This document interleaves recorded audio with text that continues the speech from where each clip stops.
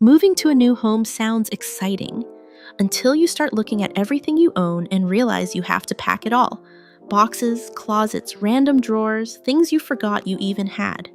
And suddenly moving feels less like a fresh start and more like a huge, exhausting project. The easiest move isn't about packing faster, it's about bringing less with you. The more honest you are about what you actually use and need, the lighter the whole process becomes. I'm sharing the simple decluttering steps I always follow before a move. It helps me reduce the number of boxes, save time on moving day, and make settling into the new home much smoother. Because moving shouldn't feel like dragging your entire past with you. Sometimes it's the perfect chance to start the next chapter a little lighter.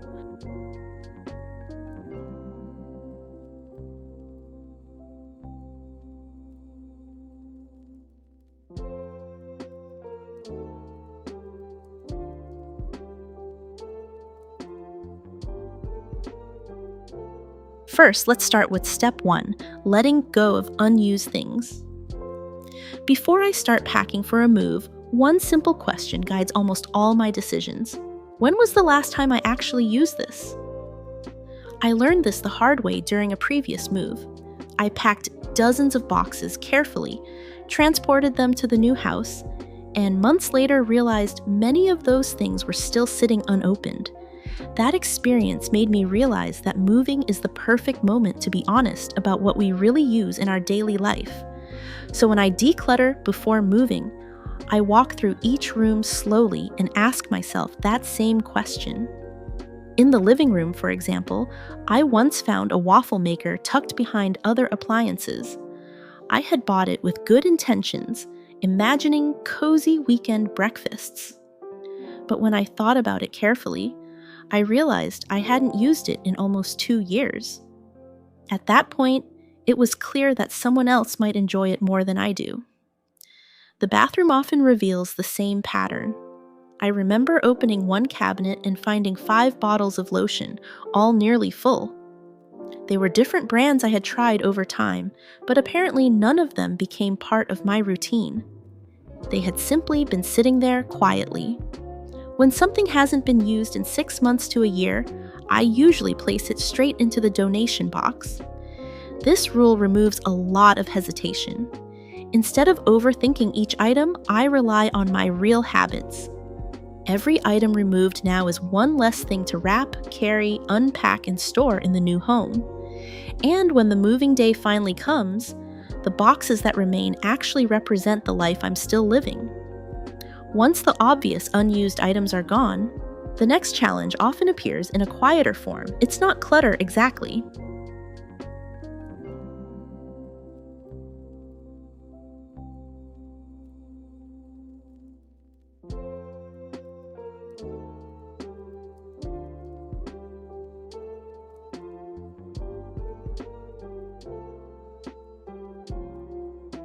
Step 2 is something a little more emotional.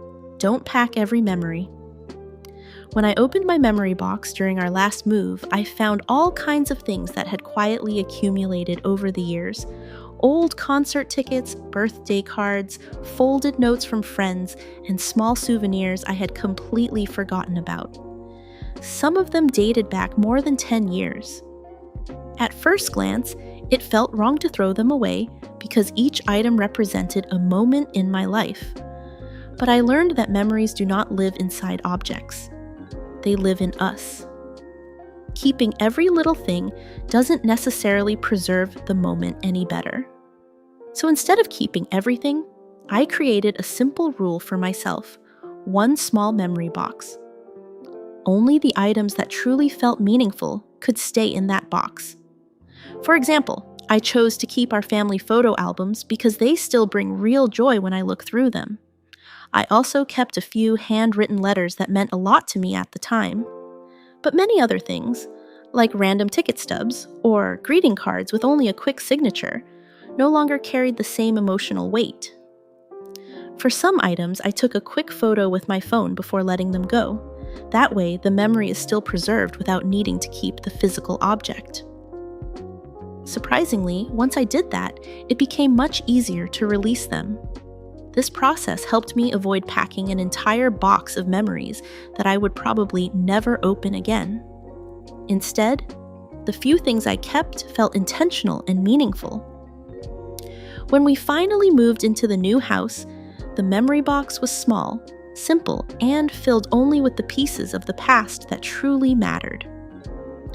After sorting through meaningful items, another interesting pattern usually shows up in the house: duplicates.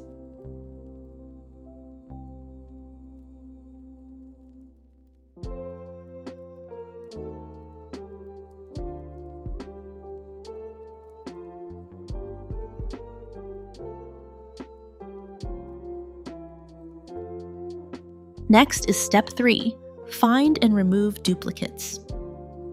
I look for duplicate items in the house. These are the things we often accumulate slowly over time without realizing how many we actually have. One place where this becomes very obvious is the closet. When I was preparing for our last move, I pulled out all my coats and laid them on the bed. Seeing them together was a little surprising. I had 6 black coats that looked almost the same. Some were slightly longer, some had different buttons, but realistically, I reached for the same one most of the time. When clothes hang separately in a closet, it's easy to believe each one has its own purpose. But when everything is placed side by side, the truth becomes clearer. I asked myself a simple question. If I could only keep 2, which ones would I choose? That helped me quickly identify the pieces I truly liked and wore. The same thing often happens in the kitchen. While decluttering drawers, I once discovered 4 spatulas and 3 full sets of measuring spoons. Over the years, they had come from different purchases, gifts, or replacements. But in daily cooking, I really only needed 1 or 2 of each. So I placed everything on the counter and chose the best quality or most comfortable ones to use. The extras went directly into a donation box.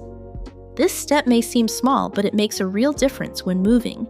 Every duplicate item you remove means fewer things to wrap, fewer boxes to carry, and fewer objects to find space for in your new home. More importantly, reducing duplicates helps the new house start with only the items you actually use and enjoy, rather than bringing along layers of unnecessary extras. Once duplicates are reduced, the decluttering process becomes much clearer. At this point, it helps to introduce a simple system that keeps every decision organized as you move forward.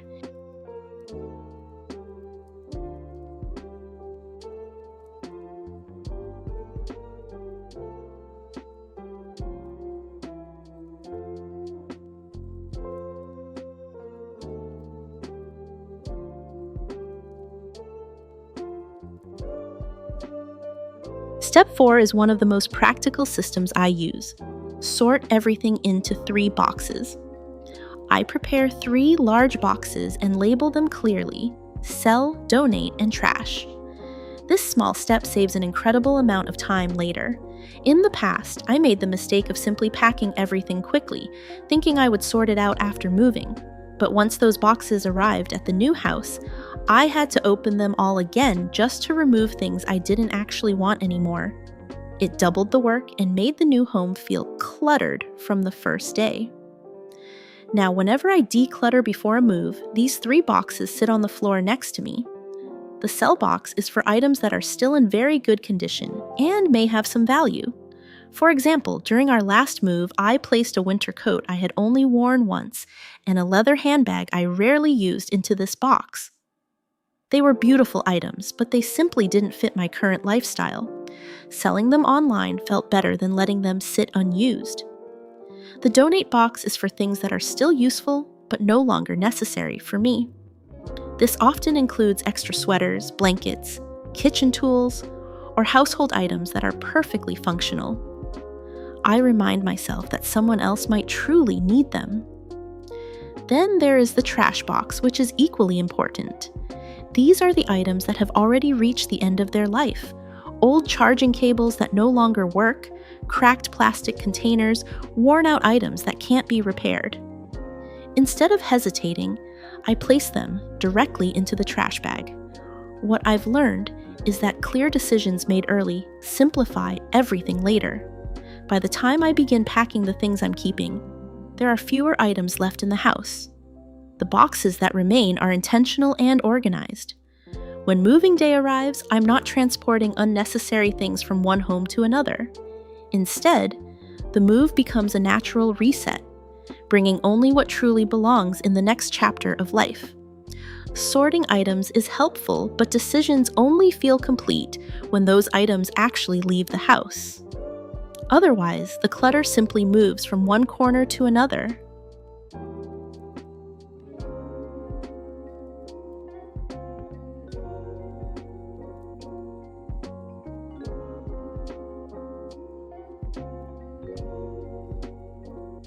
Now we come to step 5. Take it out immediately. As soon as I decide something needs to go, I make sure it actually leaves the house that same day. In the past, I used to gather things into trash bags and leave them in a corner of the garage or near the back door, thinking I would deal with them later. But what usually happened was that those bags just sat there for days, or sometimes weeks. The house still felt cluttered, and the decision never felt fully finished. I remember one afternoon when I was clearing out the garage before our last move. By the end of the session, I had filled 2 large trash bags with broken tools, old packaging, and random items we no longer needed. Instead of leaving them by the wall like I had done before, I walked them straight outside and placed them in the trash bin at the end of the driveway. The difference was immediate. The garage suddenly looked more open, and there was a small sense of relief, knowing those items were truly gone. Another reason I try to remove things right away is psychological. If a bag of unwanted items stays inside the house, it's very easy to open it again and second-guess your decision. You might pull something back out thinking, maybe I could still use this someday. And before you know it, things slowly creep back into your home. Taking the items outside creates a sense of closure. It signals that the decision has already been made. This became a simple rule for me: declutter, bag it, and remove it the same day. It keeps the house clearer, helps the process move forward faster, and makes preparing for a move feel much more manageable. Once trash and unwanted items are leaving the house regularly, the next step is making sure donation items don't linger either.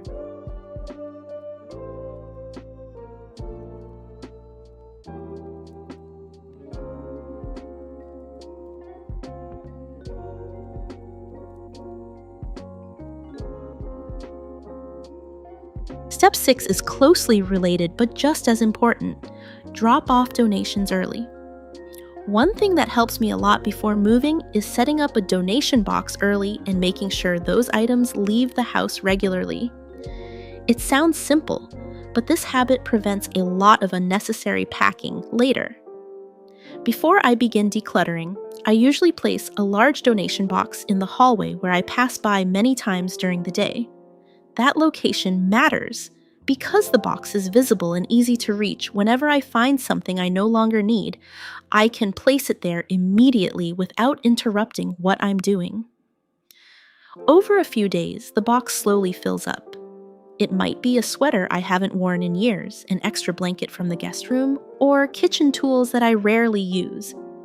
Instead of letting the box sit there for weeks, I make a rule for myself. When the box is full, it leaves the house. After I finished clearing out my closet during our move, I ended up with 2 large bags of clothes that were still in good condition, but no longer part of my wardrobe. That same afternoon, I drove them to the Goodwill store near my home. It took less than 20 minutes, but the effect on the house was immediate. The closet looked lighter, the hallway felt clearer, and most importantly, those items were no longer part of the moving process. I've learned that if donation items stay in the house too long, they can easily get mixed back into the packing boxes by accident. Then you end up transporting things you already decided to let go of. Taking donation items out early reduces the amount you need to pack, carry, and unpack later. By the time moving day arrives, the house already contains only the things that truly belong in your next home.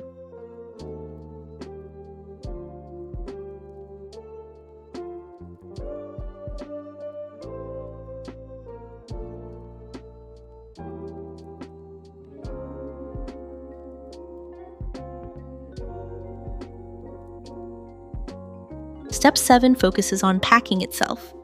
Pack by area. When it comes time to pack for a move, I try to organize everything by specific areas of the house, rather than packing things randomly into boxes. This one habit has saved me a lot of stress when arriving at a new home. After finishing the decluttering process, I usually begin packing one room at a time. For example, once the kitchen is sorted and I know exactly what I'm keeping, I start packing by individual cabinet or drawer instead of mixing items together. If I empty a drawer that holds cooking tools, those items go into one box labeled clearly, Kitchen Utensils. If I pack the cabinet where we keep dishes, the box might be labeled Kitchen Plates and Bowls. I try to keep each box connected to a specific area so that when it arrives in the new house, I immediately know where it belongs. Labeling is something I've learned not to rush. Instead of writing just kitchen, I make the labels a little more detailed. The clearer the label, the easier the unpacking will be later. Another helpful habit is preparing one special box labeled Open First. This box contains the things we know we will need during the first day or evening in the new house. For us, that usually includes a kettle, a kitchen knife, a few plates, and some basic utensils. During our move, that one pie box made a surprising difference. After a long day of moving, we were tired and hungry.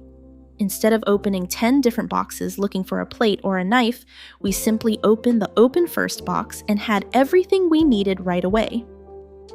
Packing thoughtfully like this may take a little more attention in the moment, but it makes the first few days in a new home feel much calmer and more organized.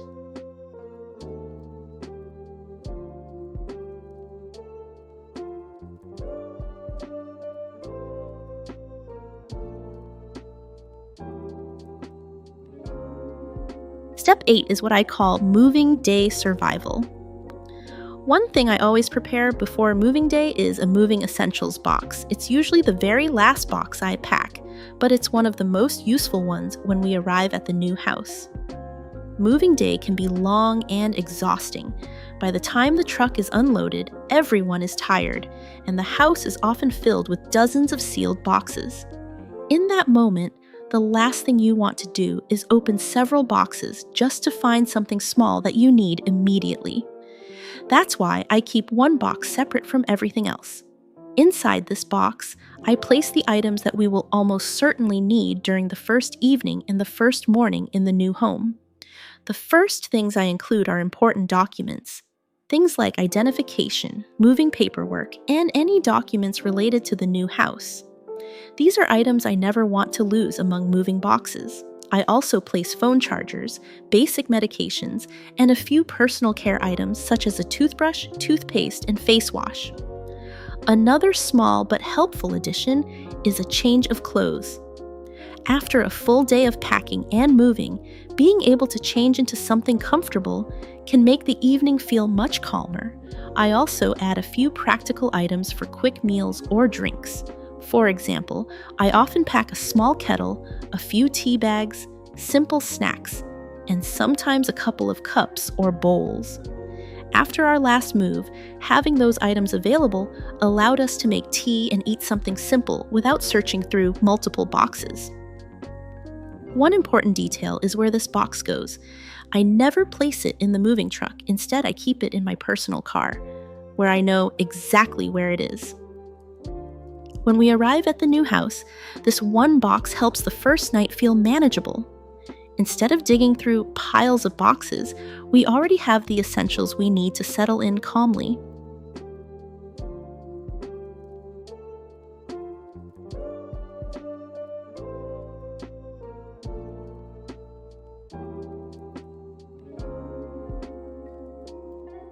Finally, step 9 is the last thing I always do.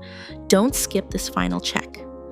The last step I always take before moving out is a final walkthrough of the entire house. It's a simple step, but it helps make sure nothing important is forgotten and that the home is left in good order. After most of the boxes are loaded into the moving truck, the house often feels strangely empty. But that's exactly the moment when small things can easily be overlooked. So before locking the door for the last time, I slowly walk through each room one more time.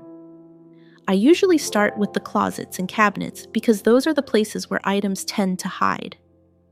I also take a moment to check under sinks, inside the refrigerator, and behind doors. These areas are easy to miss when the house is full of activity and people moving boxes in and out. Another part of this final check is making sure the space is reasonably clean for whoever comes next. I wipe down the kitchen counters, quickly sweep the floors, and make sure the trash has been taken out. It doesn't have to be perfect, but leaving the house tidy feels like a respectful way to close that chapter. Emotionally, this walkthrough is also a quiet moment. Standing in an empty room where life once happened can bring back a lot of memories. I usually pause for a minute, take one last look around, and appreciate the time we spent there.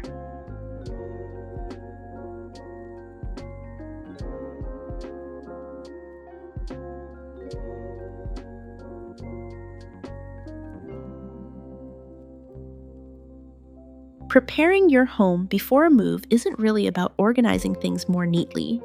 In my experience, it's about removing as much as possible before you start packing. The fewer things you carry into the moving truck, the easier the entire process becomes, from packing to unpacking and settling into your new home.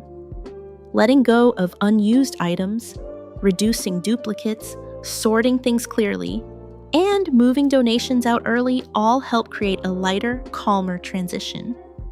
Instead of bringing clutter into the next chapter of your life, you arrive with only the things that truly matter and support your daily life. If you found this video helpful, please like, share, and subscribe. And feel free to share these ideas with your friends and family too, because you deserve a home that feels easier to live in, and a life that is a little lighter and more enjoyable.